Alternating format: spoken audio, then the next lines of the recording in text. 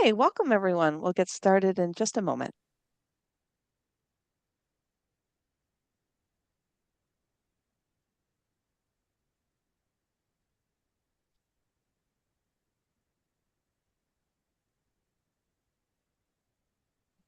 Welcome everyone. We're very pleased to have you here today.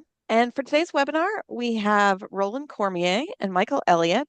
Roland and Michael are both with the International Estuarine and Coastal Specialist, IECS.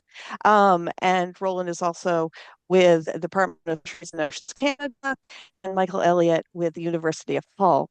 And we're so pleased to have Roland and Michael here today to talk about, do we have the ecosystem-based science to manage human activities? Part one, which sort of prefaces maybe a part two in coming months. We haven't discussed Oh, that yet. This will be exciting. So um, but at any rate, I am Sarah Carr, and I'm Chief Knowledge Broker for OCTO, Open Communications for the Ocean. OCTO is an NGO that connects ocean professionals to the knowledge and networks they need through our webinar series and our MPA Help, EBM Help, and Ocean Plastic List communities. OCTO also provides custom consulting services. So today we'll have the formal presentation from Roland and Mike, and we'll have a dedicated time for a question and answer after the presentation. You're welcome, however, to send in questions at any point during the webinar. You can send in questions both through the chat as well as the Q&A panel. The Q&A panel is a little bit easier for me to moderate, but we also welcome questions in the chat. And with the chat, you can make your question or visible to anyone, and you can also respond to other people's questions. But we ask, since we do have the ability to communicate with everyone in the webinar through the chat, that you just keep it on topic and professional. A recording of today's webinar will be available later today at www.octogroup.org/webinars. And also, um, Mike and Roland are happy to share the presentation slides. So you can send me an email, sarah@octogroup.org, if you're interested in the slides. So welcome again, Roland and Mike. We're so glad you could be here today, and we look forward to having you in the future. And I'll turn it over to you now. Okay, thanks. Thanks, Sarah, and greetings, everyone. Good afternoon, good evening, good morning, wherever you are. I should explain. It's part one because I'm going to give the first part, a shorter part, and then I'll hand over to Roland. But we'll see how we go. As Sarah says, what we want to talk about is our science, the science that we need. Do we have fit for purpose science for managing human activities? Oops. And some of you, there was many of you were on a webinar, an OCTO webinar I gave last year, where I spent the whole time going through the background, and it's the background to what we're going to be talking about today. So what I'll do is I'll introduce a few things and talk about, where we've gone since then. But then Roland is going to bring us up to date with a whole set of ideas and good examples from the work we've either been doing in Europe or he'd been doing in Canada or even further afield. And as it says there, the essence is what we're going to be talking about is an ecosystem-based approach, EBA, to ecosystem-based management, the EBM, to ecosystem-based technical measures using ecosystem-based science, hence the title of this. Now, let's start off with many of you, we're making the assumption that many of you are scientists, but you may be either natural scientists or social scientists, or you're the people that use science. And when we're trying to determine what science we need and how we need that science, we start off as good scientists with what is our main question or problem we wish to address. And as you see from the top left-hand corner there, this comes down to either an A route, you're natural scientists, you've got curiosity-driven natural science, you want to know something fundamental about the system. And in that way, we do good science, we derive hypotheses, we look for the tools and approaches to address the hypotheses, we access those tools, and then we accept or reject hypotheses. The other direction, coming from that top left-hand corner to the B route, is what we'd call applied marine management. And this is what we want to focus on. Where the marine management, why are we wanting to manage marine systems? What are the main aspects that we're trying to protect? What are the main topics? Have we got tools and so on?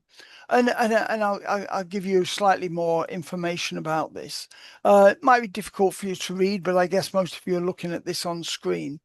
So if you look at this, the main question you wish to address in advising marine management, we start off with what we call EPO. These are entry points into a system. So a marine manager typology. Why do you need the information? Are you a manager? Are you an advisor of a manager? And so on.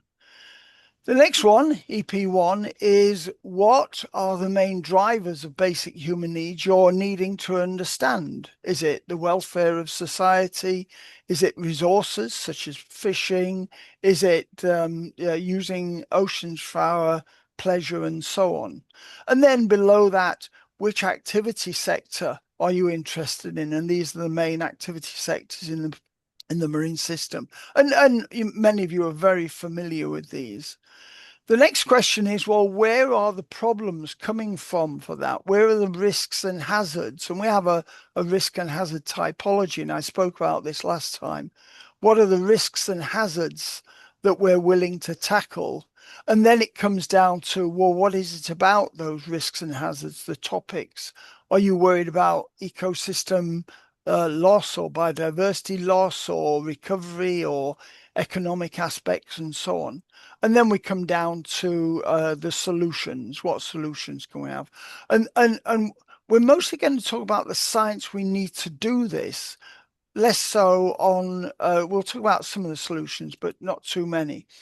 And just to remind you, these are the sectors we've got, the marine sectors. Now, of course, we'll be taking my background, a European dimension to this, Roland's Canadian and European background to this, but we'll take you through this. Oops.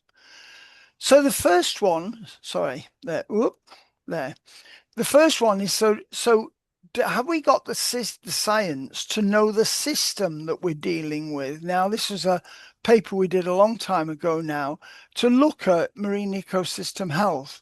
Now, there's a couple of things. One about this. One is the complexity of the system.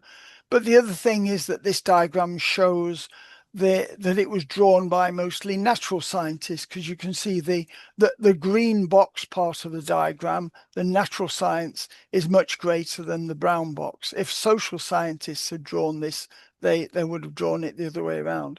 So we need background information about the fundamental system, how it works. And I talked a lot about this.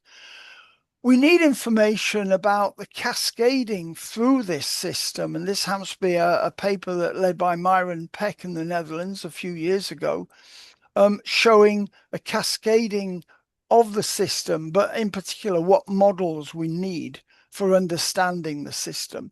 And if you look at that, going all the way from the environment to what individual species are doing and their life cycles, to ecosystems, and then to socioeconomics aspects and that, you can see that huge amount of science we need in order to understand that system there.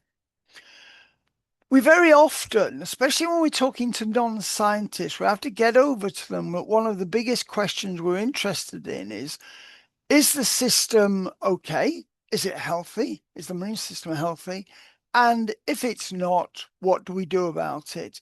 Now, there are various discussions we could have about this slide, but it's really to suggest that we can, if we're talking to someone without a science background, we can talk about unhealthy systems in the same as medical terms. No, we go and do a diagnosis. We give a prognosis using probably models. We give treatment and recovery and prevention.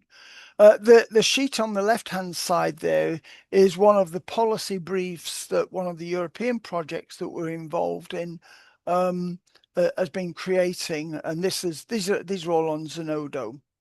quite easy to look at there and that there.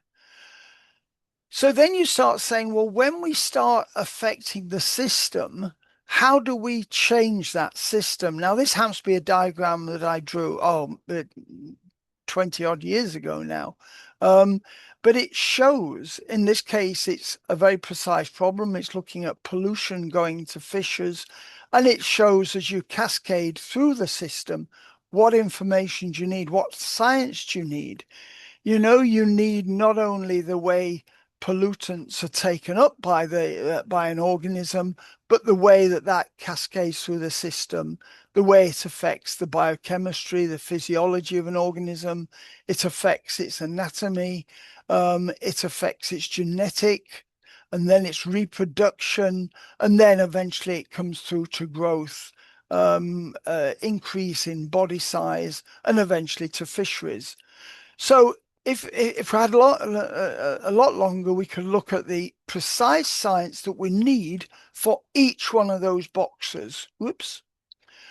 One of the things that we've been working on recently, and this paper's just been submitted, is how much of a change do you need in the system before either the system struggles to respond to the current system or it changes to something else, what we call tipping points and cascades to other systems and so on.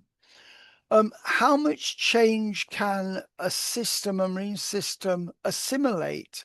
The assimilative capacities, it says there, and how much can it assimilate, and when can it not assimilate any more change and it moves to a new system? And Roland is going to talk about some of this point there. Oops.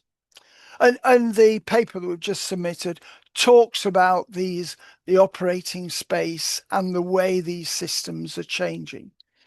So, I mean, we could go into this in a huge amount of detail, but the main thing is how much of a change can a system absorb before it moves to another system, or if it moves to another system, we pass a tipping point. Is it likely to move back if we remove any pressures, or will it stay in the new system there? No. And some of you saw this last time because I described it in detail, a model showing what drivers we have, our basic human needs, and the fact that we get them using activities. And as long as we put in human assets, we fulfill our needs. But the problem is our activities cause pressures, and this is what Roland's going to be talking about there. We start affecting the system, we affect the structure, the functioning, the ecosystem services, and indeed we affect the cultural goods and benefits. And if we keep doing that, we turn our system grey. We degrade the system. So then we do the management to this, and we've got huge amount of management, but we might be able to discuss just that later. And similarly, and I showed you this last time as well, so there's just a recap, the way our science has to cope with looking at the natural system, what is the natural capital, what are the ecosystem services which occur in the natural system. Then we put in what we call complementary capital and human assets. We do something and we deliver the human domain. So the natural system can produce fish. We learn how to cook, to catch, to build harbors and so on, and we get societal goods and benefits. Now, if you think about it, of all the work that you do, think about how much science we need for that, from that. One thing we'll focus on, just as an example, those of you within Europe, you'll be very familiar with this. Those of you in Canada will be familiar with this as well, but less so in other parts of the world. What we're going to do, what Roland will touch on, is a couple of bits of legislation, very major bits of legislation in Europe. One called the MSFD, the Marine Strategy Framework Directive. So looking at the science we need for implementing that directive. And that directive is linked to a second directive called the Maritime Spatial Planning Directive. And as you see on this slide, those two directives, one of them, the MSFD, is how we protect and maintain the natural system and its functioning. And the second one, the MSP directive, is how we use the seas and we manage the seas. A paper that Roland and I with Ankel Borka produced last year was it was focusing on how do we know that our marine management is successful, and Roland's going to touch on this. And in essence, we know our marine management is successful when we satisfy a vision, we fulfill our objectives, we carry out active actions, we produce outputs, but most importantly, we achieve outcomes. And that gives us our vision. So what we're needing is, what is the science involved in order to do that? And then finally, where does any of you sit? Where do we sit in this system? This is a paper that came out again last year where we looked at science communication and the role of the scientist. And what this shows is, what does the scientist do? Who do they give advice to? Who takes the advice? And eventually how does it get to the politicians? And that, which is the dark arrows, the black arrows. The yellow arrows is when the politician might decide we are going to do something, and then we need a set of laws in order to do that. And what is the role of the scientist in providing the science evidence for that there? So that was my part. It was, you had a lot of the background to this last year. And what we want to now do is put some flesh on all that, and just take it forward. So I'll hand over to Dr. Cormier. Roland, it's yours if I stop sharing. Okay? There we go. All right. So let me put up my part and share that part, I guess. We're going to do share the screen. There's the presentation. Share. There we go. There we go. All right. So the same question again. Now that Mike have talked about all this fantastic science, I am absolutely not going to answer no to this question, I guess. Why would I? Anyway, my part, I'm the guy that sits. I do the science, but I've also been in management quite a bit with the years at DFO and FAO and stuff like this. So I've kind of trusted the both sides of that fence, which I tend to look at it with both sides of that aspect. What I want to do here, and I've got this thing that's in the way. There we go. All right. So the Zoom thing. Anyway, so ecosystem, why? Ecosystem based, why, what, and how? It's my way of putting it. This diagram here, it was a conversation we had in 2015. It's amazing. It's been sent that many years ago at IECS, regarding how do we operationalize this ecosystem-based management and based all the words you want to put after that. And this is a very simple representation of, well, you have public policies. They set up goals, long-term aspirations, visions. Sometimes these things are called conservation, sustainability. I added there when we were writing this particular paper here. And let's make a difference between those longer-term goals with when an administrator, a person working in a department somewhere says, well, you have to here's the management framework for you, and you have to now go ahead and do a planning exercise, maybe at a regional level, a coastal level, or even in freshwater environments. And here at that time, we called it cross-sector planning. That is when the goal says, why? Part of that policy is say, why do we need to do this? Because public policy has said we feel that, won't get into that debate, but that's technically what public policy making is about. The second one down is, so what do we need to achieve? What are the objectives we need to achieve for this situation?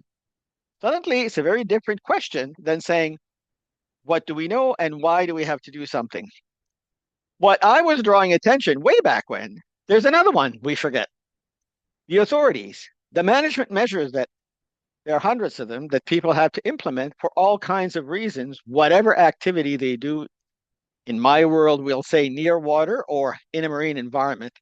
But the question now is how? So throughout this little presentation, I put those little logos just to show you that as I'm walking through the policy stuff and the management stuff, there is always these three little bits that come through.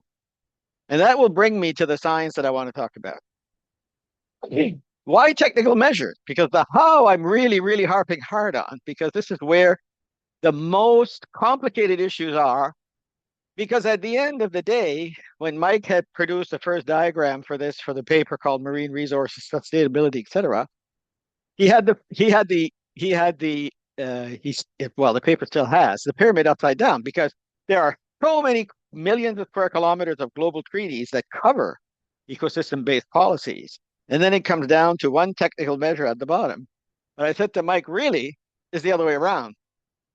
The global stuff, the national stuff, the regional stuff, and the global stuff, regional here could be, for example, EU directives, lies on top of plans, yes, but all of this stuff sits on thousands upon thousands, if not millions, of technical measures. I think we did Eastern Canada one, and we were around 7,000 to 8,000, a mix of regulations, standards, guidelines, good practices, and so on, that it sits on. So the how question is really what will eventually help us achieve all the stuff that's above it. Again. So in that same paper, we often say, well, we have environmental impact assessments. And then even Mike and I have worked on the world oceans assessment.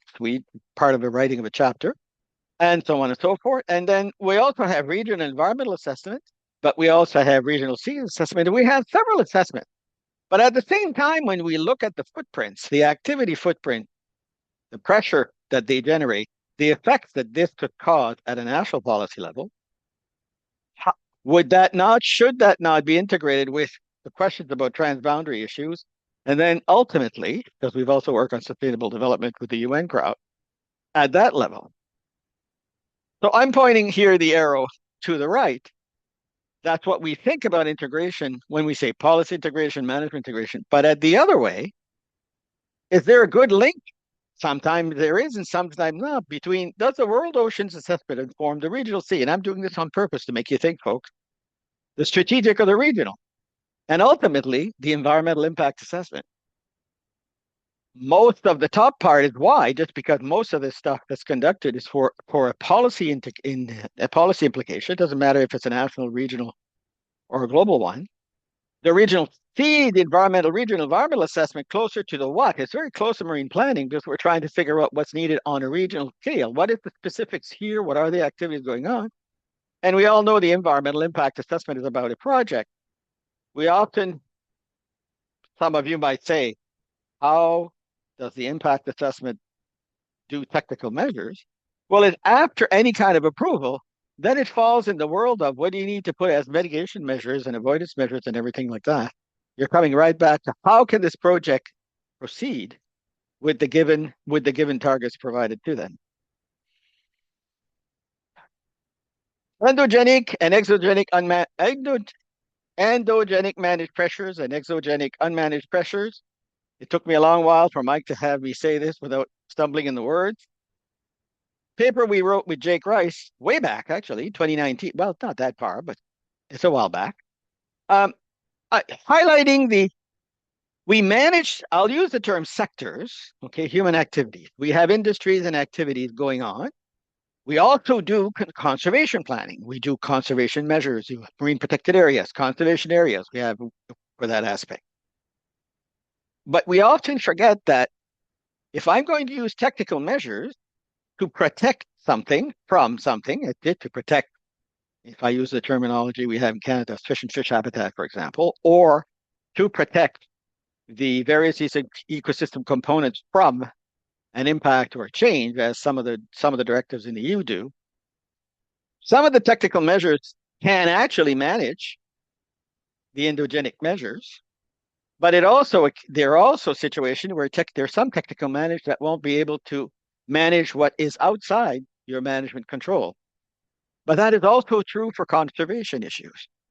The endogenic, if we put a marine protected area, could do a great job to manage certain types of pressure, but it is probably not equipped to do the exogenic stuff, the stuff outside the marine protected area. Highlighting this because when we talk about horizontal, we tend to forget to try to align what's going on here with the conservation strategies because both go hand in hand. One can influence the other, but also each of them can be influenced by the outside.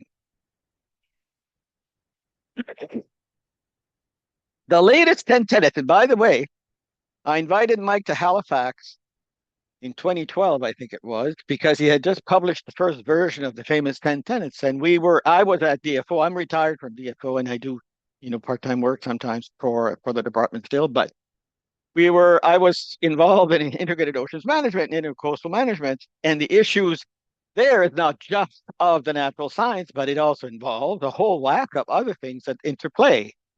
We have provincial jurisdictions in this country, we have municipal, we have people, we have traditional knowledge, indigenous uses, and things like that. We also have local communities, which is a whole swath of things that should be considered in an integrated oceans management plan or a coastal management plan.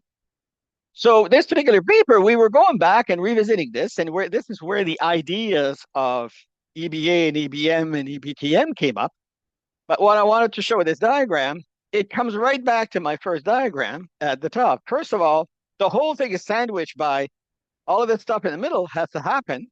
So we're ecologically sustainable, the first tenet that Mike had written. And it really requires effectively communicable or communicated to the people. But the top is the same. Why? Well, the EBA approach basically develops an approach from a policy perspective with goals for the longer term. That transpires, and who gets to get this stuff? Well, that is partly on the science side. We have information that we'd like to say, you know what, maybe we should think about this. But when we get into public policy crossing to the other side, that is an entire world of society with the political system and the legal systems that have to figure that out in terms of what are we talking about? What are the effects on folks and so on? The environment is part of it, but also all of the political environment that is there at that time, plus the social desirability, et cetera. So that at the end, we can agree, why do we need to do something? Slightly different from now, we have more or less a mandate from the political system. We actually might have legislation that's been written that says, this is what you need to do. There's a framework. Well, I'll be talking about the directive in a minute. Just looking at the time. So now somebody in an administration or a department like we have in this country, or ministries, I think in Europe, sometimes countries call them, has got the job to do a plan. And now the plan has to address specific policy things that are already set. This is where that person has to figure out what are the objectives we need to achieve so that we will contribute to the longer term goals I talked about earlier, the why question. So plans and program comes into play, and that plays a big role, kind of sitting at a sandwich level between the public policy end and the administrative end. And then ultimately, where we really get into the thick of things is, how are we going to do this? Folks in administrations and departments might be familiar with, you are now into a quasi-regulatory, you're going to develop guidelines, codes of practice, we call them in Canada, standards. Industry wants to develop stuff, groups want to develop stuff, because it's all about, so how are we going to do this to be able to achieve the objectives of EBM and then ultimately contribute to the goals established in a policy. And this is very much the basis here of how comes with the operational implementation. You will notice by the time we're in the technical measures, well, technologically feasible and economically viable becomes an important piece. Because when you try to reduce risk as low as reasonable and practicable, reasonable involves every possible thing you can add, not just economics, but the capacity of people to actually implement those measures. And the other one, do we actually have the technology, the technique, the procedures in place? Which is a question coming at the end of all this thing. So we're right back at that place. The how piece is somebody's going to have to do something on their project or home or backyard even, who knows? So this is all fancy, right? We have tons of policy that tell you why we need to do something. what we have to figure out to do. So usually you may even get plans where the objectives are set. And then how are we going to do it? Three different groups of people. If I move that back to my old diagram between the public policy process, and here it's easy to say political system, but there's also a parliamentary system and everything else. That's machine works with society. But down to an administration now that has to develop plans and programs. Okay. And then further down to the person that might be called the regulator, the competent authority, or the person that approves and signs conditions of licenses and stuff like this to allow activities to occur, because that at the end of the day is the approach. Here is where I'd like to split up three different definitions. And Mike, I chose a descriptive science one after our talk this morning. We've been up since 5 my time. Don't worry about it, folks. So descriptive science is the fundamental science that's done by all of you. And actually, Mike's overview gives you a feel of the type of stuff and the breadth and the width and the height, or whatever you want to call it, of all the science that's been done around the world. There's tons of paper, but it's a descriptive science. It's all about understanding the fundamental research, about understanding how systems work, what could occur if these types of scenarios, and so on and so forth. It is very much driven by collecting data, analyzing them, seeing trends, and then concluding or coming to, I think that is, and so on and so forth. Descriptive science has been, and it still is, part of informing folks. I think we need to do something in the marine environment, and here's why. And then it's up to the public policy process to take over. What I'm now bringing down is when you're into marine planning, and you have to put up, it could be marine spatial planning, integrated, doesn't matter what the word management goes with. You're in a normative science perspective. Normative science is a slightly different thing where you just don't do research. Now, I'm doing plans. Sorry, guys, I hope I'm still on camera. Now I'm the scientist. Now it's not about, so let's study things and we'll see what they tell us. Quite the other way around. These are the objectives. These are the policy. These are the outcomes that we need to worry about. What do you know about this? What are the facts? Normative science, there is some, but we're starting to get thin in terms of a general practice. There's a huge amount of work going on. But it's to answer the questions, what are the objectives? And what do we know about achieving those objectives come into play? And I use the terminology of normative science. Technical science. Oh, by the way, if you're wondering about these definitions, just go to Google, put them in. They're great definitions. They're all there. Technical science, we're closer to an engineering approach. And I know for some natural science people, they'll say, oh my goodness, the engineer's in the room now. It's all about the physics, the math. How does this measure work? How does this technology work? What's the performance? Is it a solution to managing or controlling a particular pressure, if I use the term there, and I'll have examples for you. It's very different. The specificity of this type of work is very scarce when we get into ecosystem-based technical measures, for example, as I will show you in a minute. Okay, so let's pursue this idea and look at a few examples. Mike talked about the Marine Strategy Framework Directive. Here it is. Why? Well, the version of 208-56 established why we need to do this. We need to maintain and achieve and maintain good environmental status. There's provisions to setting environmental targets, monitoring, of course, my goodness. And of course, what they've added is the programs of measures, which is what you need to do or defining what the controls are that you should put in place to deal with the pressures that are going on. The how question at the bottom. More recently, they've added two things. They have amended two things, provided a pretty good list of what do you need to look at for your assessment. Uses in human activity, anthropogenetic pressures, those are all the tables that list this thing. Ecosystem functions and so on.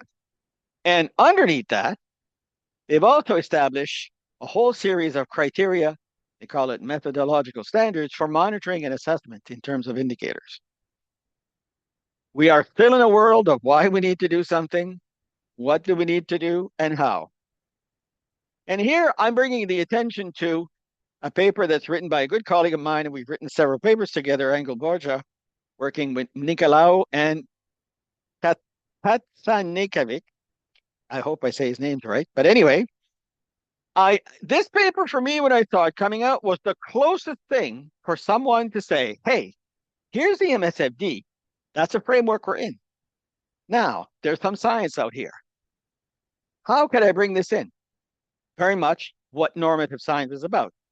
Here it's a little small to see for you, but D5 and D6 and those numbers are actual indicators that define what needs to be measured to be able to figure out or assess good environmental status. It's not about here are the pressures we define, but rather here are the things you need to check. Normative science, this is very much what normative science is all about. Well, let's look at another paper I did with Vanessa Setchemüller. I think we talked a while back at OCTO. We were looking at cumulative effects, of course, because that's it's a big one, and a risk-based one. And when we started to look at risk management processes, ISO has the most popular one on the planet, actually, and this is roughly akin to that. We quickly realized that one of the issues we have with cumulative effects assessment, it lacked the policy objectives to understand what we are about to identify for risk. It comes next. Because the objective is to identify the risk you need to manage given the scope of the policy and the objectives to be achieved. The one thing that was missing, there's not really the risk analysis as defined by ISO, which is an analysis of the effectiveness of existing measures and alternative ways of doing it. You can hand over the information to the manager, the policymakers, and stakeholders for them to make decisions as to what they're going to do. The how part was a missing piece that the group of scientists, and the list on this one, said, you know what? This is a piece that is missing. There's another part that we got comments about. The policy and the risk evaluation, the context and risk evaluation is of the realm of policymakers, managers, stakeholders. The middle part is of the realm of, we said scientists here, but you could also put technical specialists and so on and so forth. But the how was the weak part of that process to say, how can we manage cumulative effects? Here, what came out of that particular study was this famous discussion, and we all face this in any marine environment or land-based environment when we get into ecosystem management and so on, is we never really have all the data. I know that. I mean, I've been in this business for 40 years, and yes, it's always a challenge. But what I wanted to highlight in this particular discussion of the authors participating in this particular workshop was when we get to regulatory advice and administration, planning and programs, we need some pretty rich or moderately rich data close to the quantitative end. What this is saying is because those two, one is operating in a management framework, and the other one is specified as a regulatory requirement. It's a world of normative science. Another paper we published last year, where we were looking at the concept of you have sustainability, fishery sustainability policy. All right. And the history of fishery stock assessments, anyways, in the Eastern Coast Canada, and it's mostly around everywhere because I've also been at the IECS for a while, is really a focus on stock assessment, right? We have stock assessment. They're fairly well structured. And when we talk about surveys at sea, they are very well structured for the countries that do this type of stuff. But there's a question from a sustainability. We also know that project in the long term, there's a lot of uncertainty. So most modelers will tell you that right off the bat. So how about if there's a way to use stochastic dynamics to actually give an idea, if you use this harvest level, how long do you think the stock could crash? It is also how long would you like to fish? And Benjamin Blantz in Germany, working with the CU-STIP group at Helmholtz, we use the cod data in Canada to look at how we could do this. Again, the normative science starts with the fact that you have a policy that you need to address. There are risks involved. we already have the stock assessment. So what Benjamin Blance did, he was able to model through 20 some million process or runs or iterations. I think the lights went down at the University of Hamburg when he did this, to actually be able to say, if you choose this harvest level, it might crash. It might, and the probability distribution is there. That's the fancy part of the whole thing, but it might crash in 10 years. Oh, at this level in 20 years. So that at the end, the risk managers and the stakeholders and so on, when they get to fisheries, sorry, that's what I should have said. Well, they can make decisions of how long they want to fish because it has to do with the sustainability of a particular activity, but at the same time, the ecosystem that can support it. All that line is very normative because it's not about let's see what's going on, but rather these are the objectives. Here's how it's framed. How do we provide the science? In this case, again, the risk analysis part did not have the science to do this. This was one attempt that we did with my group that I was working at the time in Germany. All right, so I'm looking at the time. I'm almost at the end, very much at the end. Now, this brings me to coming back to Fisheries and Oceans Canada in 2019, where the question was, we have all these technical measures, which are avoidance measures and mitigation measures, fish habitat program in particular. Are they effective? Okay, so are they effective? The first thing we did is looked at, so how do we actually train the science when we talk about technical measures? How do we actually do that? Okay, so then we put together this particular diagram where the top part is, say, you have a strategy to develop stuff. Yeah, this is the why. So we already have legislation in Canada. We already have the efficient fish habitat policy. So that, it tells us why. But when we get into the policy now, we're looking at, the what end of the question. And then a word popped up. Expected outcome. That's not quite the same as an objective. So the objective is I want to protect fish and fish habitat. I'm very generalizing, folks. But an expected outcome is something that comes from a technical measure. And here, folks, I'm going to bring you the next one talking about simple, very simple, erosion and sediment control. That's it. So then when we started to do that, then came another problem. Well, when we actually install, and I like to use the word install, because I have to put these controls at a work site to reduce or prevent sediment-laden water from reaching a watercourse. Do they work? That's a different question. And then we worry about effectiveness. Well, do we verify effectiveness? How would we do that if we go to a site? Well, very quickly, we hit the conundrum of, here I'm highlighting, the big piece of the technical science we ended up doing was we went and look out, so how do people do this? And we found reliability analysis and engineering. Guess what? They've been doing this quite a while, and buildings don't fall, and planes, well, they hit the ground once in a while. But anyway, there was a technique that we could use to say, could we develop a study in the field with a real project that's going on, and then figure out how reliable these measures are? That was the first step of a study we done, followed by another one. So how do you verify effectiveness of something like this from those two parts? So reliability analysis from engineering say, if you have a system of controls, it means you have all kinds of measures together. They're working, in this case, to manage mud, basically. Well, you can't really expect them to work when you're installing them. You know what I mean? So there is going to be a bit of stuff in the water, but you can't. And technically, you expected in the early period on that diagram that you will have a higher level of exceedances for a particular expected outcome. All right. During the stable period is when everything is installed and beautiful. You say, now you can expect this to work. It should perform what the intended function. So if you're doing erosion and sediment control, should it perform that? All right. Then after that, things kind of fall apart. They wear out, and you need to repair. Well, they may not all function properly when you're into a repair mode, and then you'll really see the amount of times it exceeds what is allowed. It exceeds the expected outcome. That's beautiful because these engineers work in a manufacturing environment or a closed environment where there's a building and it doesn't rain on them. And if there's a storm, well, I guess they would have to bring down the building. That would be an issue. we added catastrophic periods because that's the period under which no technical measure implemented outside in an environment facing, for example, we did the study during the Fiona storm, for those that are familiar what happened on the eastern part of, on the western part of the Atlantic, if I say it that way. So catastrophic event where it is such a force that you cannot expect this to perform any kind of intended function. You will even have damage to your whole thing. All right.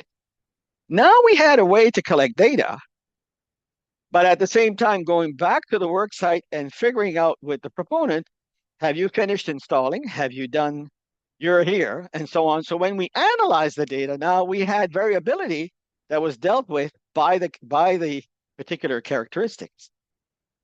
By the way,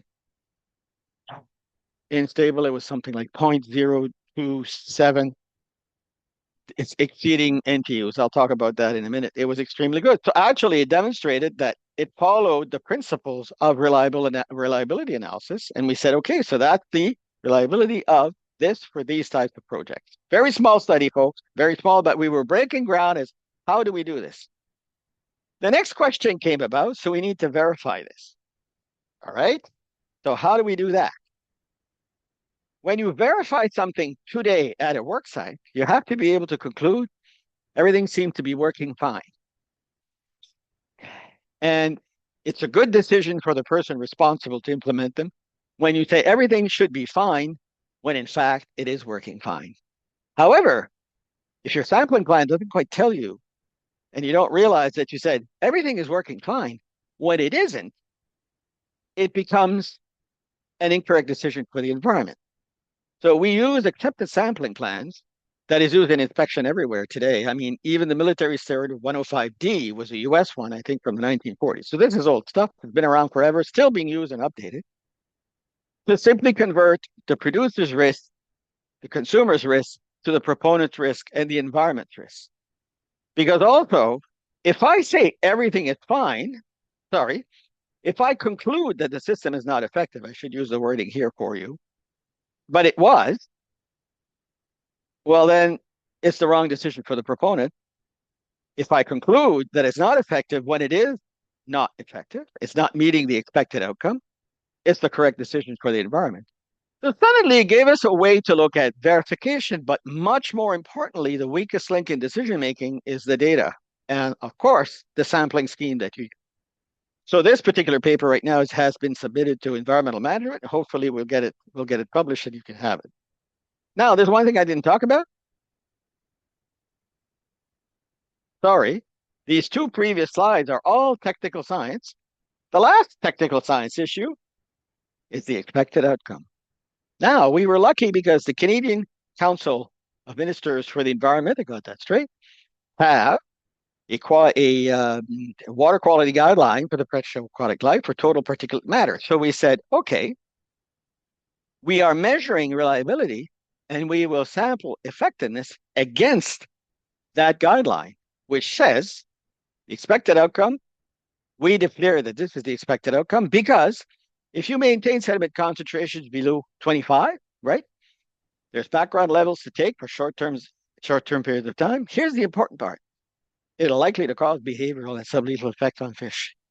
But more importantly, at those levels and less, it is reversible. The expected outcome is not a prediction of an impact. It's a prediction of the reverse.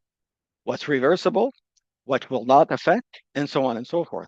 And of course, they provide the indicator. And for this study, of course, it was a lot easier to put instruments in the river and monitor every 10 minutes NTU, which is it's turbidity. If I try to pronounce the word, it'll sound weird. Turbidity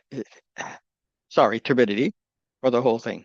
Again, this is the type of technical science you need to be able to put an expected outcome on a technical measure.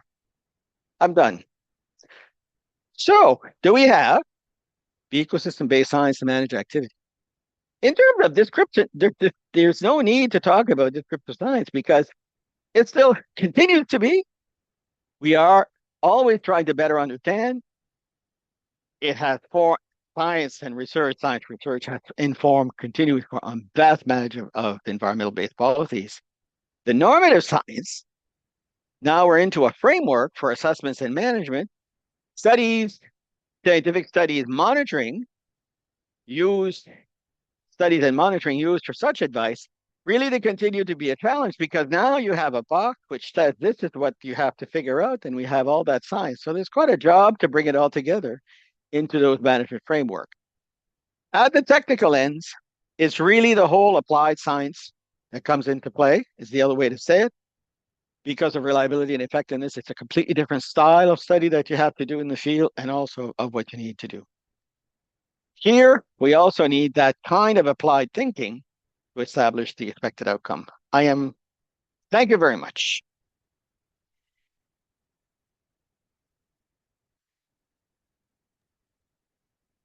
Hey, thank you, Roland. Thank you, Mike. This was fabulous. Uh, so we have a couple of questions and feel free to send more. We have a few minutes. Let's see. What the first question that came in from Magda, what might be, according to your approach, the crucial role of top predators' behavioral indicators in conservation strategies and area management measures? Mike, this has got to be yours. And Mike, you're muted. Okay, Okay, yeah, great. no, that's okay. I'm in there. Yes, thanks, Sarah, and thanks, Makeda. Yeah, I was looking at it as it came in.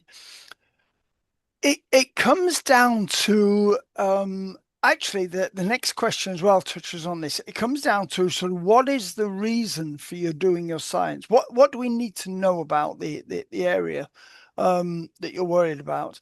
And the bit about the top predators is, are we using those top predators as a surrogate for the health of the whole system?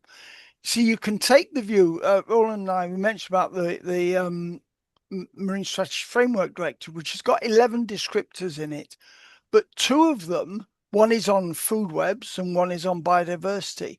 And you can take the view that if those food webs are okay, then the rest of the system must be okay. All of those pressures can't be doing too much because the food webs at the top are okay. And this is the role of the top predators.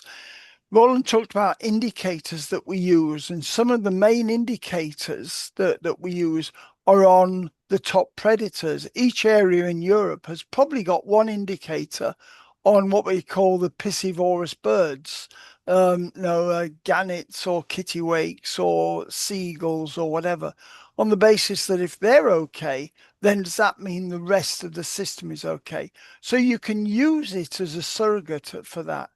The only problem is that if your top predators aren't okay, then you need a way of finding out what is it that's making them not okay. And that's why, as we were saying, you then need to go down to each of these 11 descriptors and 35 criteria and 70 odd indicators and so on. So what you do is you deconstruct the environment in order to find out what is going wrong. But in very short terms, if the top predators are okay, you may be able to say the system is working okay. And so I think they do have a role.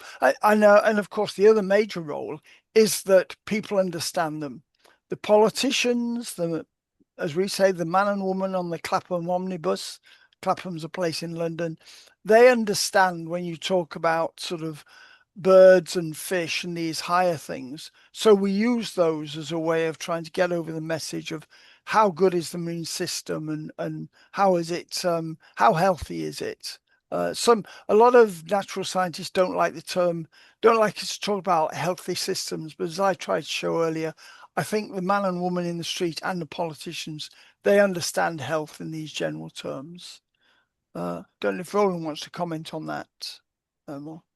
Fine, really. Okay. Okay. Thank you, Mike.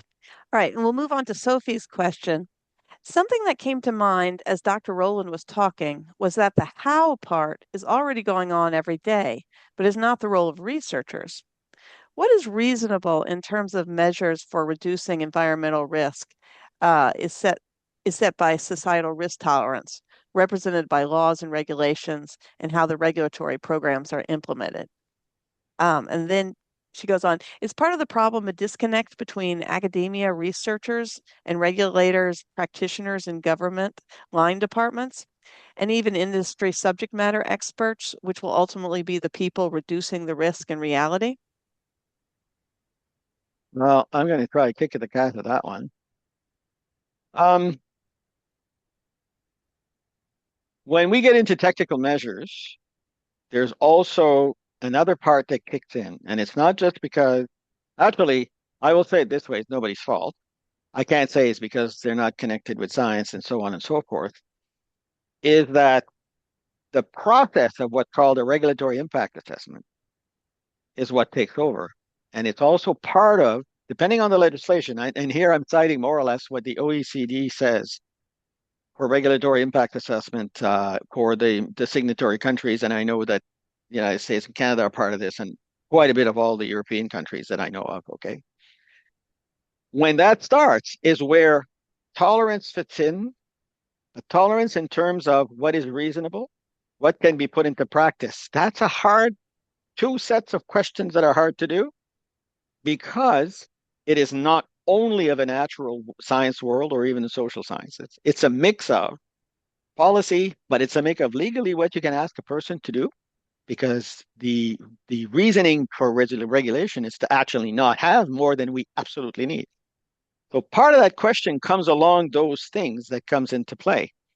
The societal risk is the broader stuff that was probably considered for, let's say, a policy or a piece of legislation. The societal risk also comes into play for, let's call it a pressure, which can be a spill in an accident, for example, of where we already established risk for society that's exposed to these particular contaminants. It's a different conversation than talking about what I did here, very simple study in Canada on sediment and erosion control. Ultimately, the risk assessment process, the regulatory risk impact assessment process, will try to sort out and balance the two. That process includes as many now industry, now society, again, because all of this stuff is done through a public process, to try to come up with the best balances of what can be done or not. So it is very much in that world. Now, we all said the world regulations, and everybody probably stood up and said, oh my God. But there's non-regulatory stuff. There's all kinds of industry best practice that falls in that same decision process. There will also be standards that you can apply. In Canada, we call them codes of practice and guidelines. That's how it's implemented. So everything doesn't have to be a regulation that says, oh, you have a regulation, but there's multiple instruments to deliver this. If you have a guideline, you probably have a lower risk tolerance if it goes bad. Then when you move into a regulation, say you must not exceed this. That's the difference between the two. So I'm reading her comment now right on the screen. So it's not just this researcher. Here there's a big role on practically, let's call it the regulatory process, or the people that have to issue conditions of permits and licenses and stuff like this. You're into that part of the regulatory process, or quasi or non-regulatory process. But if yeah, go ahead, Mike. Yeah, if I just take that on, Sophie, researchers do have a role in this. That diagram I showed you, what was the role of the researcher? Remember, we have a phrase in many governments. No, the advisors advise and the ministers decide. It's the role of the scientist to help advise on that. And so we can advise on the how. Yes, as Roland was showing, the regulators will say how something must be done.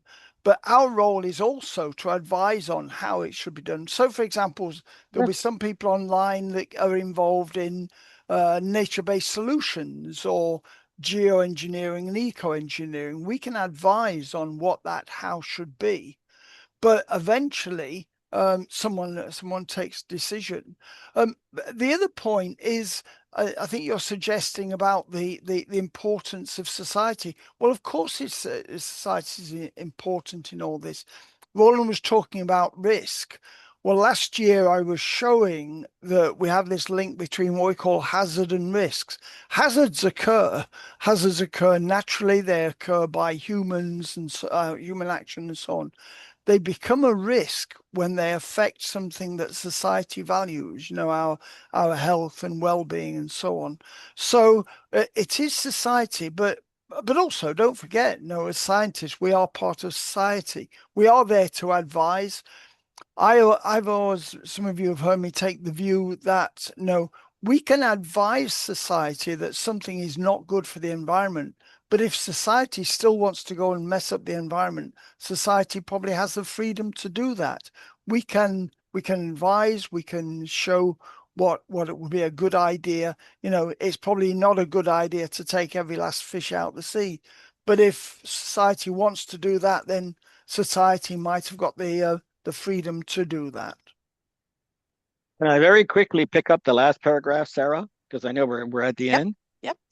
When Sophie says, and even industry matter experts, which will ultimately be the people reducing the risk.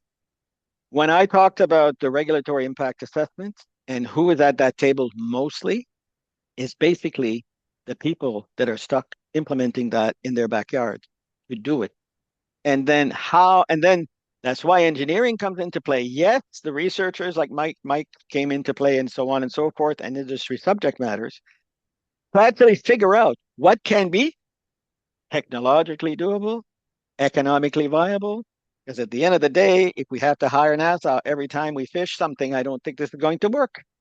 It's to come with the practical aspect and what is reasonable to expect people can actually do. That's part of that regulatory process. And yes, you're down into those experts. It's less about the broader science question, but you're down into those experts that have that kind of knowledge, the engineering knowledge, say, I know we can do this and we can do that. That's going to cost so much. Can we do it? Does it work? That's it. Just as Sarah, he's about to go, but a very good friend of ours has been online, Jake Rice, and Jake's mentioned he's got to leave. So great stuff, Jake. Take care of yourself. Hope to see you soon. And then while I'm talking, I'll just take that next question above it, Sarah, the bit about the One Health initiative.